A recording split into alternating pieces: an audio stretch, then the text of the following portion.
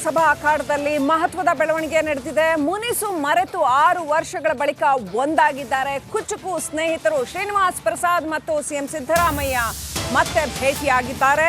6 ವರ್ಷಗಳ ಬಳಿಕ ಶ್ರೀನಿವಾಸ್ ಪ್ರಸಾದ್ ಅವರ ಮನೆಗೆ ಹೋಗಿ ಅವ್ರನ್ನ ಭೇಟಿಯಾಗಿದ್ದಾರೆ ಸಿದ್ದರಾಮಯ್ಯ. ಪ್ರಧಾನಿ ಆಗಮನಕ್ಕೂ ಮುನ್ನವೇ ಮಾತುಕತೆ ನಡೆದಿದೆ. ನಾಳೆ ಪ್ರಧಾನಿ ರೋಡ್ ಶೋ ಇದೆ, ಸಮಾವೇಶ ಇದೆ ಮೈಸೂರಿನಲ್ಲಿ. ರೋಡ್ ಶೋ ಮಂಗಳೂರಿನಲ್ಲಿ ಇರ್ತಕ್ಕಂಥದ್ದು, ಮೈಸೂರಿನಲ್ಲಿ ಸಮಾವೇಶ ಇದೆ. ಅದಕ್ಕೂ ಮುಂಚೆ ಶ್ರೀನಿವಾಸ್ ಪ್ರಸಾದ್ ಅವ್ರನ್ನ ಭೇಟಿ ಮಾಡಿ ಮಾತನಾಡಿದ್ದಾರೆ ಸಿದ್ದರಾಮಯ್ಯ. ರಾಜಕೀಯವಾಗಿ ಅವರು ಬಿಜೆಪಿಗೆ ಹೋಗಿದ್ರು, ಅವರ ಆರೋಗ್ಯ ವಿಚಾರಿಸೋದಕ್ಕೆ ಬಂದಿದ್ದೆ ಅಷ್ಟೇ ಅಂತ ಮಾಧ್ಯಮಗಳಿಗೆ ಸಿದ್ದರಾಮಯ್ಯ ಹೇಳಿದ್ದಾರೆ.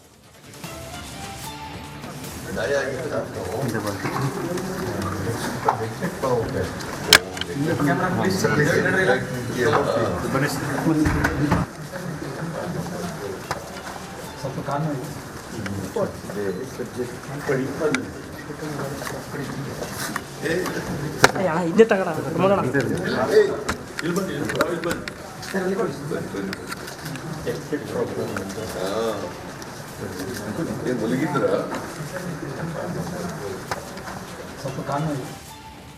ಬಹಳ ದೀರ್ಘಕಾಲದಿಂದ ಸ್ನೇಹಿತರಾಗಿದ್ದವರು. ರಾಜಕೀಯವಾಗಿ ಅವರು ಬಿಜೆಪಿಗೆ ಹೋಗಿದ್ರು, ನಾನು ಕಾಂಗ್ರೆಸ್ನಲ್ಲಿದ್ದೆ. ಮತ್ತು ಈಗ ರಿಟೈರ್ ಆಗಿಬಿಟ್ಟಿದ್ದಾರೆ. ರಿಟೈರ್ಡ್ ಆದಮೇಲೆ ನಾನು ಬರೋಕ್ಕಾಗಿರಲಿಲ್ಲ. ರಿಟೈರ್ಡ್ ಆದಮೇಲೆ ಮಾತಾಡ್ಸೋಣ ಮತ್ತು ಅವರ ಆರೋಗ್ಯನ ವಿಚಾರಿಸೋಣ ಅಂತ ಬಂದೆ. ಯಾವ ಪಕ್ಷಕ್ಕೂ ಹೋಗಲ್ಲ ಅಂತ ಘೋಷಣೆ ಮಾಡಿಬಿಟ್ಟಿದ್ದಾರೆ. ಅದರಿಂದ ಅವ್ರು ರಾಜಕೀಯ ಚರ್ಚೆ ಮಾಡಲಿಲ್ಲ. ಅಲ್ಲಪ್ಪ, ರಾಜಕೀಯವಾಗಿ ಯಾವ ಪಕ್ಷಕ್ಕೂ ಬೆಂಬಲ ಕೊಡಲ್ಲ ಅಂತಂದಮೇಲೆ, ಯಾವ ಪಕ್ಷದ ಪರವಾಗೂ ವೋಟ್ ಕೇಳಲ್ಲ ಅಂದಮೇಲೆ ರಾಜಕೀಯ ಚರ್ಚೆ ಮಾಡೋದ್ರಿಂದ ಪ್ರಯೋಜನ ಏನು? ಅವ್ರು ಏನು ಹೇಳಿದ್ದೀನಿ ಅಂತಂದರೆ, ನೀವು ಕಾಂಗ್ರೆಸ್ನಲ್ಲಿದ್ದವರು ಕಾಂಗ್ರೆಸ್ ಬಗ್ಗೆ ಸಿಂಪತ್ತಿ ಇರಲಿ ಅಂತ ಹೇಳಿದ್ದೀನಿ ಅಷ್ಟೇ. ಬಹಳ ದೀರ್ಘಕಾಲದಿಂದ ಸ್ನೇಹಿತರಾಗಿದ್ದವರು. ಇದು ಸಿದ್ದರಾಮಯ್ಯ ಹೇಳಿದ್ದು. ಇನ್ನು ಶ್ರೀನಿವಾಸ್ ಪ್ರಸಾದ್ ಏನು ಹೇಳಿದ್ರು, ಬಹಳ ವರ್ಷಗಳಿಂದ ನಾನು ಸಿದ್ದು ದೂರ ಆಗಿದ್ವಿ, ಈಗ ಮತ್ತೆ ಒಂದಾಗಿ ಮತ್ತೆ ಮಾತನಾಡಿದ್ದೇವೆ. ರಾಜಕೀಯವಾಗಿ ನಾವೇನು ಚರ್ಚೆ ಮಾಡಿಲ್ಲ, ಹಳೆ ನೆನಪುಗಳನ್ನ ಮೆಲುಕು ಹಾಕಿದ್ವಿ ಅಂತ ಶ್ರೀನಿವಾಸ್ ಪ್ರಸಾದ್ ಮುಖ್ಯಮಂತ್ರಿಗಳ ಭೇಟಿ ಬಳಿಕ ಪ್ರತಿಕ್ರಿಯೆ ಕೊಟ್ಟಿದ್ದಾರೆ. ರಾಜಕೀಯವಾಗಿ ಅವರು ಏನು ಮಾಡ್ತಾರೆ ಅನ್ನೋದು ಈಗ ಕುತೂಹಲ. ನನ್ನ ಆರೋಗ್ಯ ವಿಚಾರಿಸೋಕ್ಕೆ ಬಂದಿದ್ದರು, ಆರೋಗ್ಯ ವಿಚಾರಿಸಿದ್ರು. ನಿಮ್ಮ ವಿಶ್ರಾಂತಿ ಜೀವನ ಚೆನ್ನಾಗಿದೆ, ನೋಡ್ಕೊಳ್ಳಿ ಅಂತ ಹೇಳಿದ್ರು. ಆರೋಗ್ಯವಾಗಿ ಭಾಳ ವರ್ಷಗಳಿಂದ ನಾವು ಅವರು ಸ್ವಲ್ಪ ಬೇರೆ ಬೇರೆ ಕಾರಣಗಳಿಗೆ ದೂರ ಆಗಿತ್ತು. ಮತ್ತೆ ಇವತ್ತು ಭೇಟಿಯಾಗಿತ್ತು.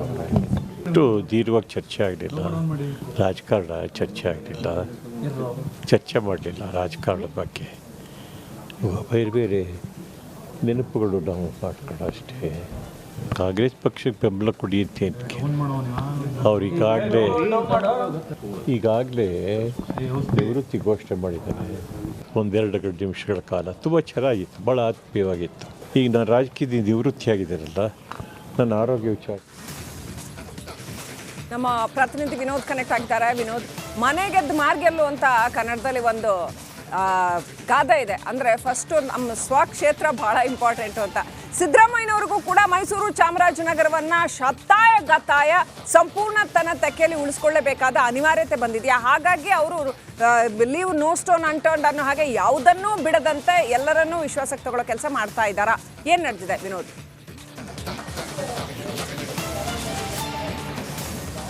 ಶೆಲ್ಫಿ ಭಾಳ ಪ್ರಮುಖವಾಗಿ ಮೈಸೂರು ಮತ್ತು ಚಾಮರಾಜನಗರ ಲೋಕಸಭಾ ಕ್ಷೇತ್ರವನ್ನು ಗೆಲ್ಲಲೇಬೇಕಾದಂತಹ ಒಂದು ರೀತಿಯ ಅನಿವಾರ್ಯತೆ ಸಿದ್ದರಾಮಯ್ಯವರು ಕೂಡ ಇದೆ. ಯಾಕೆಂದರೆ ಈಗಾಗಲೇ ಸಿ ಎಂ ಅವರು ಈ ಭಾಗದಲ್ಲಿ ತನ್ನ ಅಸ್ತಿತ್ವವನ್ನು ಉಳಿಸ್ಕೋಬೇಕು, ಜೊತೆಗೆ ತನ್ನ ಶಕ್ತಿ ತೋರಿಸಬೇಕಾದ್ರೆ 2 ಕ್ಷೇತ್ರಗಳ ಬಗ್ಗೆ ಸಾಕಷ್ಟು ವಿಶೇಷವಾದಂತಹ ಕಾಳಜಿಯನ್ನು ತೋರಿಸ್ತಾ ಇರುವಂಥದ್ದು.